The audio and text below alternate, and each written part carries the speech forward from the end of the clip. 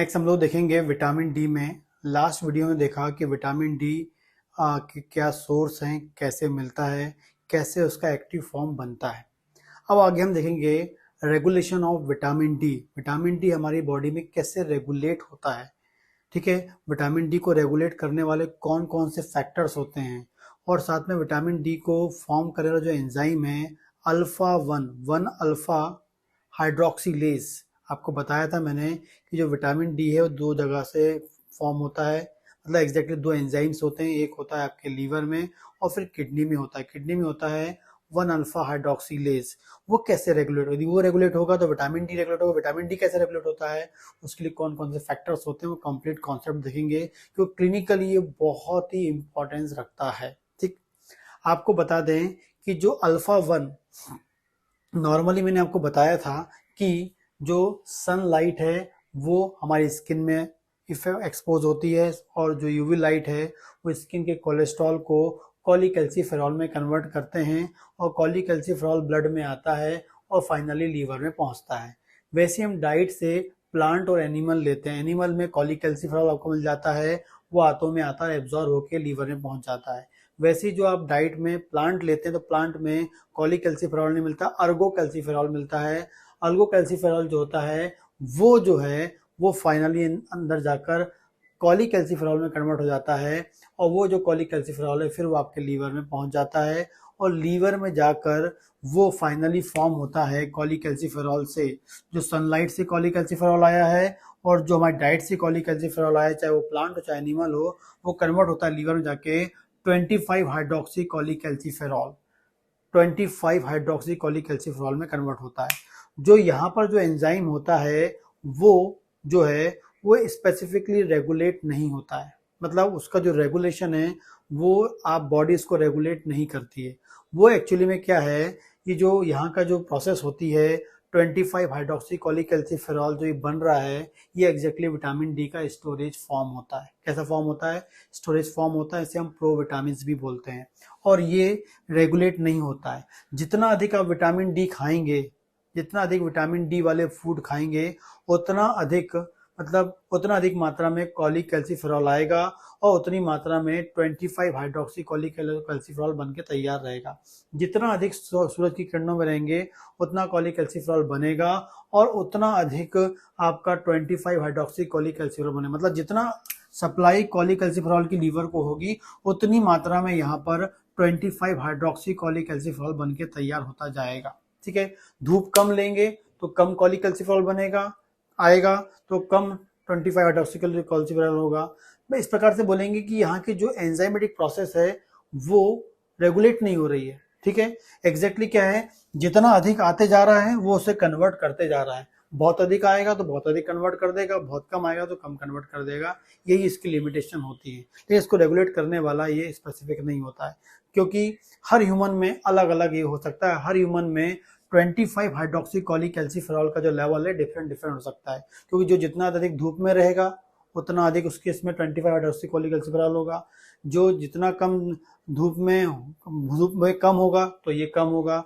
जो डाइट में vitamin D वाली चीज कम लेगा तो ऑटोमेटिकली इसकी मात्रा कम हो जाएगी, ज्यादा लेगा तो इसकी मात्रा ज्यादा हो जाएगी। ये इस टाइप से यहाँ पर रहता है। ठीक है, और इसके बाद ये कहाँ पहुंचता है, आपके किडनी में पहुंचता है, और किडनी की जो नेफ्रॉन्स होते हैं, नेफ्रॉन की जो प्रॉक्सिमल ट्यूब्यूल्स होते हैं, वहां पर एक स्पेसिफिक एंजाइम है, इसका नाम होता है 1 अल्फा हाइड्रोक्सीलेज।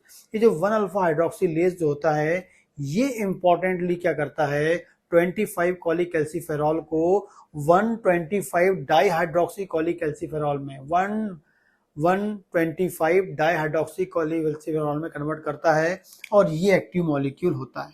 ये क्या होता है, एक्टिव मॉलिक्यूल होता है। और ये जो विटामिन डी है इसका जो रेगुलेशन है 125 डाईहाइड्रोक्सी कॉलीकैल्सिफेरॉल का, इसको रेगुलेट किया जाता है, इसको एक रेगुलेट करता है। और इसको रेगुलेट कर रहे हैं मतलब इस एंजाइम को रेगुलेट करने वाले फैक्टर्स हमारी बॉडी में होते हैं। और ये कैसे इसको रेगुलेट करेंगे, कौन कौन सी प्रोसेस से इसको रेगुलेट करेंगे, कैसे हमारी बॉडी में विटामिन डी का जो एक्टिव मॉलिक्यूल है 125 डाईहाइड्रोक्सी कॉलीकैल्सिफेरॉल, या जिसे हम कैल्सिट्रॉल भी बोलते हैं, एंड 1 अल्फा हाइड्रोक्सीलेज, ये कैसे रेगुलेट होता है। आपको बता दें, इसको रेगुलेट करने के लिए दो इम्पॉर्टेंट मिनरल्स होते हैं। एक होता है कैल्शियम और एक होता है फॉस्फेट। दो इम्पॉर्टेंट जो आपके मिनरल्स होते हैं जो क्या करते हैं, रेगुलेट करते हैं किसको, विटामिन डी को भी और 1 अल्फा हाइड्रोक्सिलेज को भी। एग्जाम में यदि रेगुलेशन आ गया 1 अल्फा हाइड्रोक्सिलेज तो आपको वही लिखना है, वही यदि एग्जाम में विटामिन डी का आ गया तब भी वही। दोनों में आपको एक ही कॉन्सेप्ट है, दोनों को रेगुलेट करेंगे तो ऑटोमेटिकली दोनों के बैलेंस रहेगा। तो इसको रेगुलेट करने वाले दो इंपॉर्टेंट मिनरल हमारी बॉडी में होते हैं, फॉस्फेट होता है और दूसरा होता है कैल्शियम। पहले हम बात करते हैं फॉस्फेट। फॉस्फेट कैसे आपको विटामिन डी को रेगुलेट करता है, active form of vitamin D को रेगुलेट करता है और 1 अल्फा हाइड्रोक्सिलेज को कैसे रेगुलेट करता है। पहले हम देखते हैं फॉस्फेट। आपको बता दें, इसे जानने से पहले हम देख लें कि हमारी जो बॉडी की जो बोन होती है, जो बोन है हमारी बनी होती है फॉस्फेट और कैल्शियम के मिक्सचर से। हमारी जो जितनी भी बोन्स हैं उसमें फॉस्फेट और कैल्शियम का मिक्सचर है जो हमारी बॉडी में बोन बनाता है। ठीक है, तो हमारी बॉडी में जो बोन के लिए फॉस्फेट और कैल्शियम चाहिए होता है।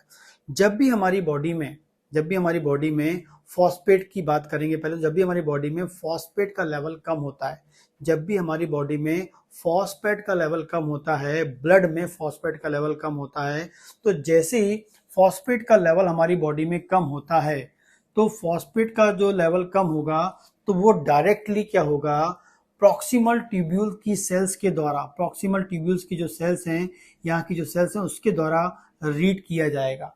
जैसे प्रॉक्सिमल ट्यूब्यूल्स की सेल्स जो हैं रीड करती हैं कि ब्लड में फॉस्फेट का लेवल कम है, तो जैसे फॉस्फेट का लेवल कम होता है तो डायरेक्टली सिग्नल जाता है आपके प्रॉक्सिमल ट्यूब्यूल्स की सेल्स को और उन सेल्स को जहाँ पर कौन होते हैं, 1 अल्फा हाइड्रोक्सिलेज एंजाइम्स। तो जैसे ही आपकी प्रॉक्सिमल ट्यूब्यूल्स की सेल क्या करती हैं, रीड करती हैं कि ब्लड में लो लेवल ऑफ फॉस्फेट है, जैसी लो लेवल ऑफ फॉस्फेट इसको मालूम चलता है तो वहाँ के जो एंजाइम, इसका नाम है 1 अल्फा हाइड्रोक्सिलेज, वो एंजाइम क्या होता है, डायरेक्टली एक्टिवेट होता है। जैसे ही उसका लेवल कम होगा वो एंजाइम एक्टिवेट हो जाता है, क्योंकि डायरेक्टली कनेक्टिव होता है। डायरेक्टली उस वहाँ की जो सेल्स होती हैं उनके पास रिसेप्टर होंगे किसके लिए, डिक्री सेंस उसको आएगा कि भैया लेवल हो गया है फॉस्फेट का कम, तो डायरेक्टली क्या होता है, वो एक्टिवेट करता है अल्फा 1 हाइड्रोक्सिलेज को। जैसे अल्फा 1 हाइड्रोक्सिलेज एक्टिवेट होता है, ठीक है, अल्फा 1 हाइड्रोक्सिलेज क्या होता है, एक्टिवेट होता है। जैसे ही एक्टिवेट होगा वो क्या करेगा, आपके बॉडी में पड़ा हुआ 25 हाइड्रोक्सी कॉलीकैल्सिफेरॉल, जिसे हम स्टोरेज फॉर्म बोलते हैं विटामिन डी का, जिसे हम प्रो विटामिन डी भी बोलते हैं, ये हमारे ब्लड में पड़ा हुआ है। तो जैसे ही अल्फा 1 हाइड्रोक्सिलेज एक्टिवेट होगा due to deficiency of phosphate, तो क्या करेगा, ये 25 हाइड्रोक्सिलेज को जो आपके बॉडी में स्टोरेज फॉर्म में है 25 हाइड्रोक्सी कॉलीकैल्सिफेरॉल को कन्वर्ट कर देगा 125 हाइड्रोक्सी कॉलीकैल्सिफेरॉल में। ठीक है, तो जैसे ही फॉस्फेट कम हुआ, alpha directly 1 alpha hydroxylase activate हुआ और वो क्या करेगा, 25 हाइड्रोक्सी कॉलीकैल्सिफेरॉल को 125 डाइहाइड्रोक्सी कॉलीकैल्सिफेरॉल में, मतलब एक्टिव मॉलिक्यूल में कन्वर्ट कर देगा। और जैसे ही एक्टिव मॉलिक्यूल कन्वर्ट होता है, ये क्या करता है, हमारी बॉडी में फॉस्फेट और कैल्शियम के लेवल को, खासकर फॉस्फेट के लेवल को मेंटेन करने में अपना काम करता है। ये क्या करता है, जैसे इसका विटामिन डी बढ़ेगा, जैसे विटामिन डी बढ़ेगा तो ये फॉस्फेट के लेवल को मेंटेन करने के लिए रिस्पॉन्सिबल हो जाएगा एंड कैल्शियम के लेवल को भी मेंटेन करने के लिए रिस्पॉन्सिबल हो जाएगा। मतलब ब्लड में फॉस्फेट और कैल्शियम के लेवल क्या करेगा, ये मेंटेन करने की कोशिश करेगा। और जैसे ही बॉडी में, ब्लड में गुड लेवल ऑफ फॉस्फेट और कैल्शियम होगा, तब क्या होगा, फाइनली आपकी जो बोन्स हैं उसमें मिनरलाइजेशन होगा। यहाँ समझिए कि जैसे ही 125 हाइड्रोक्सी लेवल 125 हाइड्रोक्सी कॉलीकैल्सिफेरॉल बना, विटामिन डी का एक्टिव मॉलिक्यूल बना, ब्लड में बन के तैयार हो गया है, और ये क्या करेगा, लगातार फॉस्फेट और कैल्शियम के लेवल को मेंटेन करेगा। ठीक है, आपको बता दें कि यदि बॉडी में, मतलब लगातार क्या करेगा, फॉस्फेट और कैल्शियम के लेवल को मेंटेन करेगा, दोनों को लेवल को मेंटेन करेगा। ये दोनों क्या है, बोन के लिए बहुत अधिक आवश्यक है।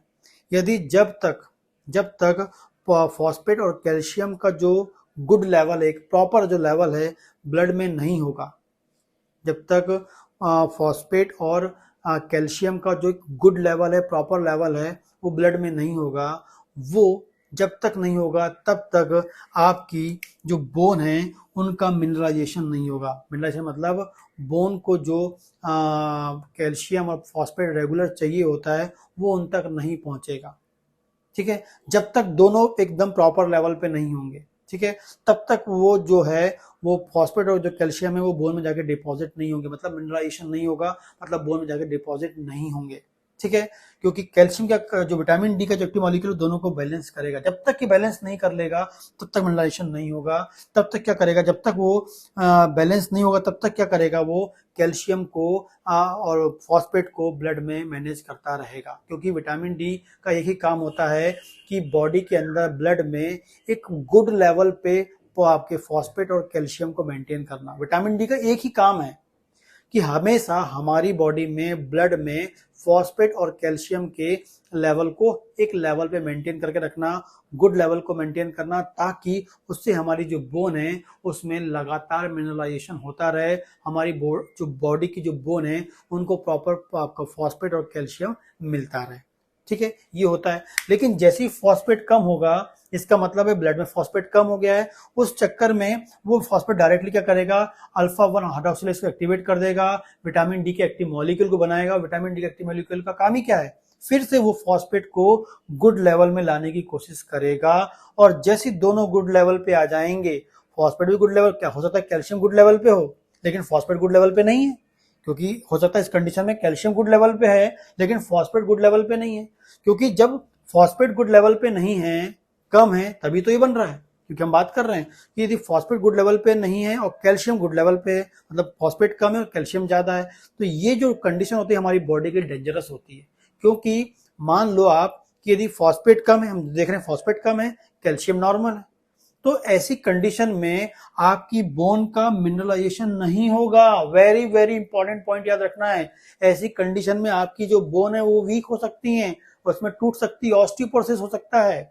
क्योंकि जब तक हमारी बॉडी के ब्लड में फॉस्फेट और कैल्शियम का लेवल गुड लेवल नहीं होगा, दोनों एकदम प्रॉपर लेवल नहीं होगा, जो विटामिन डी की हेल्प से होता है, तभी मिनरलाइजेशन होगा। यदि आपका फॉस्फेट कम है, कैल्शियम नॉर्मल है, इसका मतलब डेंजरस कंडीशन है, आपकी बोन वीक हो सकती है। बोन में जो मिनरलाइजेशन की प्रोसेस हो रही है, जो बोन को मजबूत करने की लगातार जो प्रोसेस हो रही है, वो नहीं होगी, क्योंकि दोनों मतलब फॉस्फेट और कैल्शियम गुड लेवल पे नहीं है। इसलिए तो फॉस्फेट ने क्या किया, एक्टिवेट कर दिया और विटामिन डी का एक्टिव मॉलिक्यूल बनवा लिया, ताकि ब्लड में फॉस्फेट और कैल्शियम दोनों का इक्वल गुड लेवल हो, ये मैनेज करने के लिए, ताकि हमारी बोन जो है वीक ना हो जाए। जैसे ही फॉस्फेट कम होगा, मिनरलाइजेशन बंद हो जाएगा, इसलिए हमारा विटामिन डी का एक्टिव मॉलिक्यूल बनेगा 1 अल्फा हाइड्रोक्सिलेज की उपस्थिति में, और फिर क्या करेगा, वो गुड लेवल को मैनेज करेगा ताकि हमारी हड्डी का प्रॉपर मिनरलाइजेशन होने लगे। ठीक है, ये आपको इंपॉर्टेंटली याद रखना है। इंपॉर्टेंट पॉइंट यही है कि विटामिन डी लगातार गुड लेवल में फॉस्फेट और कैल्शियम के लेवल को मैनेज करता है ब्लड में। यदि ये मैनेज रहेगा तभी आपकी बोन स्ट्रांग रहेंगी। दोनों में से कोई भी एक कम होगा। यदि हम बात करें कैल्शियम, फॉस्फेट बिल्कुल नॉर्मल है, कैल्शियम कम हो गया है, फिर भी हमारी बोन में मिनरलाइजेशन नहीं होगा, क्योंकि कैल्शियम कम है, ब्लड में कैल्शियम कम है, तो फिर कैल्शियम को मैनेज करने के लिए फिर से विटामिन डी को आना पड़ेगा, क्योंकि जब तक कि बैलेंस दोनों का ना हो। ठीक है, तो पहले हमने देखा कि भैया फॉस्फेट कैसे विटामिन डी को एक्टिव करता है और अपने लेवल को गुड लेवल पे लेके आता है, ताकि हमारी बॉडी की बोन को लगातार मिनरलाइजेशन होता रहे, लगातार हमारी बॉडी की जो मिनरलाइजेशन की जो प्रोसेस है बोन की वो बनी रहे। ठीक है, इस तरीके से होता है। देखिए, यदि हम बात करें कैल्शियम की कमी हो जाती है, यदि बॉडी में फॉस्फेट कम है, फॉस्फेट नॉर्मल है और कैल्शियम कम हो गया है, और कैल्शियम कम हो गया है तो कैल्शियम क्या है, डायरेक्टली अल्फा 1 हाइड्रोक्सिलेज को एक्टिवेट नहीं करता। जैसे फॉस्फेट ने क्या किया, डायरेक्टली अल्फा 1 हाइड्रोक्सिलेज को एक्टिवेट करके कर दिया। लेकिन यदि कैल्शियम की कमी है, क्योंकि कई बार देखा है क्लिनिकल प्रैक्टिस में कि कैल्शियम की डेफिशिएंसी बहुत कॉमनली मिलती है। जब आप ब्लड टेस्ट कराएंगे तो वहां पर आपको कैल्शियम की डेफिशिएंसी मिलनी ही मिलनी है। कैल्शियम की डेफिशिएंसी बहुत कॉमनली मिलती है, खासकर हम फीमेल की बात करें उनमें बहुत कॉमनली मिलती है। तो जब भी बॉडी में कैल्शियम की कमी होती है तो वो कैसे आपके अल्फा 1 हाइड्रोक्सिलेज को और और विटामिन डी को कैसे रेगुलेट करता है, कैसे वो फॉर्म करवाता है। जैसे ही बॉडी में वो कैल्शियम की कमी होती है तो इस कैल्शियम की कमी को या कैल्शियम के बैलेंस को नॉर्मल रखने के लिए, कैल्शियम का बैलेंस बॉडी में ब्लड में नॉर्मल है नहीं है, इसके लिए एक सेंसर लगा होता है। मतलब बॉडी के ब्लड में कैल्शियम का लेवल नॉर्मल है या नहीं, इसको रीड करने के लिए लगातार एक सेंसर लगा होता है। तो जैसे ही बॉडी में कैल्शियम का लेवल कम होता है, ब्लड में कैल्शियम का लेवल कम होता है, तो जो सेंसर है वो रीड करता है। वो सेंसर कहाँ होता है? वो सेंसर कौन है? Parathyroid glands. जो पैराथायराइड ग्लैंड्स की जो सेल्स होती है, जो वहाँ की जो चीफ सेल्स होती हैं, जो इंपॉर्टेंट सेल्स होती हैं, जो मुख्य सेल्स होती हैं, वो जो सेल्स हैं पैराथायराइड ग्लैंड की, वो रीड करती हैं लो लेवल ऑफ कैल्शियम। जैसे उनको वो रीड करती हैं कि भाई जब वहां से ब्लड पास होगा और उनको मालूम चलेगा कि भाई वहां पर जो पैराथायराइड ग्लैंड, उनको मालूम चलेगा कि भाई कैल्शियम कम है, तो जैसे वो कैल्शियम कम है वो रीड करती हैं। और जैसे ही उसको मालूम चलता है डेफिशिएंसी ऑफ कैल्शियम या low level of calcium in blood, तो वो क्या रिलीज करती है? पैराथायराइड हार्मोन्स को रिलीज करने लगती है। ठीक है, तो जैसे पैराथायराइड ग्लैंड को मालूम चलता है कैल्शियम कम है, तो वो क्या निकालने लगती है? पैराथायराइड हार्मोन निकालती है। वो जो पैराथायराइड हार्मोन है वो ब्लड में आता है और ब्लड से होते हुए फाइनली कहाँ पहुंचता है? किडनी में पहुंचता है। और किडनी में पाई जाती हैं प्रॉक्सिमल कन्वोल्यूटिव ट्यूब्यूल्स, और प्रॉक्सिमल कन्वोल्यूटिव ट्यूब्यूल्स में स्पेसिफिक टाइप के रिसेप्टर्स होते हैं फॉर पैराथायराइड हार्मोन्स। जो प्रॉक्सिमल ट्यूब्यूल्स होती हैं हमारी किडनी के नेफ्रॉन के, हर नेफ्रॉन के जो प्रॉक्सिमल ट्यूब्यूल्स होती हैं, प्रॉक्सिमल कन्वोल्यूटिव ट्यूब्यूल्स होती हैं, वहाँ की सेल्स में स्पेसिफिक रिसेप्टर्स होते हैं for parathyroid hormones. Parathyroid hormones के बहुत सारे फंक्शन, लेकिन हम स्पेसिफिक फंक्शन देख रहे हैं specific regarding regulation of vitamin D, regulation of alpha 1 hydroxylase. ठीक है, तो यहाँ पर क्या होता है? वो आके जुड़ता है और जैसे ही ये यहाँ पर आके जुड़ता है वो फाइनली क्या करता है? अल्फा 1 हाइड्रोक्सिलेज को एक्टिवेट करता है। और अल्फा 1 हाइड्रोक्सिलेज एक्टिवेट होता है तो फाइनली क्या करेगा? जो आपके ब्लड में पड़ा हुआ है 25 hydroxy cholecalciferol, 25 hydroxy cholecalciferol, storage form of vitamin D, pro form of vitamin D, वो पड़ा हुआ है, उसको क्या करता है? वो यूज करके 125 हाइड्रोक्सी कॉलीकैल्सिफेरॉल में कन्वर्ट करता है। विटामिन डी का एक्टिव मॉलिक्यूल आता है और ये जो विटामिन डी का जो एक्टिव मॉलिक्यूल है ये फाइनली रिस्पॉन्सिबल होता है किसके लिए? क्योंकि विटामिन डी का काम क्या है? प्रॉपर बैलेंस में कैल्शियम और फॉस्फेट के लेवल को मेंटेन करना। फिर वो आता है ब्लड में और वो देखता है कि भाई किसकी मात्रा कम है, तो वो फिर यदि कैल्शियम की मात्रा कम है तो कैल्शियम की मात्रा कम इसलिए आया है, तो कैल्शियम के लेवल को मेंटेन करता है। लगातार बॉडी के अंदर ब्लड में फॉस्फेट और कैल्शियम के लेवल को मेंटेन रहता है ताकि हमारी बोन स्ट्रांग रहे, हमारी बोन को लगातार मिनरलाइजेशन होता रहे। क्योंकि यदि कैल्शियम नहीं होगा तो फिर मैंने आपको बताया था कैल्शियम नहीं होगा तो आपकी बोन को मिनरलाइज करने के लिए फॉस्फेट कैल्शियम दोनों बैलेंस होंगे तभी वहां जाएंगे। लेकिन अब कैल्शियम नहीं है तो जिस कारण से फॉस्फेट भी वहां नहीं जा पाएगा। जैसे ही आपका विटामिन डी आएगा वो एक्टिव मॉलिक्यूल आएगा और प्रॉपर लेवल में कैल्शियम को मैनेज करेगा। जैसे ही वहां कैल्शियम मैनेज होगा मतलब फाइनली फॉस्फेट और कैल्शियम लेवल में आपका बैलेंस हो जाएंगे और वो फाइनली फिर क्या करवाएंगे? आपके बोन को मिनरलाइज कराएंगे, बोन को वीक होने से, टूटने से आपको बचाएंगे। ठीक है, तो जब भी आपकी बॉडी में कैल्शियम कम होगा तो कैल्शियम क्या करेगा? वो डायरेक्टली अल्फा 1 हाइड्रोक्सिलेज को एक्टिवेट नहीं करता है, वो किसकी हेल्प लेता है? थायराइड ग्लैंड की हेल्प लेता है। थायराइड ग्लैंड से किसको रिलीज करवाएगा? पैराथायराइड हार्मोन को रिलीज करवाता है और पैराथायराइड हार्मोन आके उसको बोलता है एंजाइम को कि भाई तू विटामिन डी का एक्टिव मॉलिक्यूल बना, और विटामिन डी का एक्टिव मॉलिक्यूल बनेगा वो ब्लड में आएगा और कैल्शियम और फॉस्फेट के लेवल को बैलेंस करेगा ताकि हमारी बोन स्ट्रांग रहे, मिनरलाइज रहे, उनमें प्रॉपरली मिनरलाइजेशन होता रहे। मतलब ऑस्टियोब्लास्टिक मैकेनिज्म, जिसमें मिनरलाइजेशन मतलब होता है ऑस्टियोब्लास्ट सेल्स की एक्टिविटी को मेंटेन, क्योंकि ऑस्टियोब्लास्ट सेल्स क्या करती हैं? कैल्शियम और फॉस्फेट को यूज करके फाइनली वहां पर बोन बनाने में हेल्प करती हैं, वही बोन फॉर्मिंग सेल्स होती हैं। ठीक है, तो इस प्रकार से हम बोलेंगे कि ये प्रोसेस रेगुलेट होती है। ठीक है, यदि आपकी बॉडी में फॉस्फेट कम हो जाएगा, कैल्शियम नॉर्मल रहेगा तो मिनरलाइजेशन नहीं होगा। आपका फॉस्फेट नॉर्मल है, कैल्शियम कम हो जाएगा तो मिनरलाइजेशन नहीं होगा। एक प्रकार से आपकी बोन में हम बोलेंगे फिर वहां पर बोन में ऑस्टियोक्लास्टिक मैकेनिज्म, मतलब बोन जो है आपकी वीक होना चालू हो जाती है। तो इस प्रकार से आपकी बॉडी में जो विटामिन डी है उसको रेगुलेट करने वाला फॉस्फेट होता है, उसको रेगुलेट करने वाला कैल्शियम होता है। फॉस्फेट डायरेक्टली उसको जाकर रेगुलेट करवाता है, लेकिन कैल्शियम जो है वो थायराइड ग्लैंड, पैराथायराइड ग्लैंड की हेल्प से, पैराथायराइड हार्मोन की हेल्प से किसको करता है, रेगुलेट करवाता है। तो इस प्रकार से अल्फा 1 हाइड्रोक्सिलेज रेगुलेट होता है फॉस्फेट और कैल्शियम के द्वारा, एंड 125 हाइड्रोक्सी कॉलीकैल्सिफेरॉल क्या रेगुलेट होता है, फॉस्फेट और कैल्शियम के द्वारा रेगुलेट होता है। ठीक है, तो ये एक छोटा सा कॉन्सेप्ट है, regulation of alpha 1 hydroxylase enzyme and alpha. इसके अलावा एक्टिव फॉर्म जो होता है विटामिन डी के, उसको या विटामिन डी के लेवल को मेंटेन करता है, रेगुलेट करता है कौन, फॉस्फेट एंड आपका कैल्शियम।